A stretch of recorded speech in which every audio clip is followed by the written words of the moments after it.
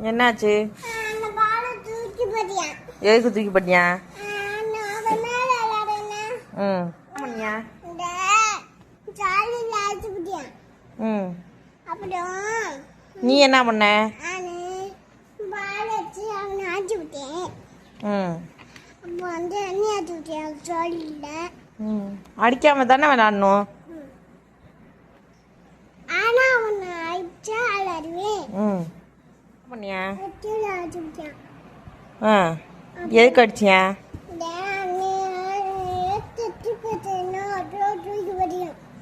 தூக்கி போட்டானா? எழுத்து எழுத்து பேசுனியா? ஆ ஆ. நீ பொறுமையா இருக்கும்போது அடிச்சு விட்டாங்களா? ம்.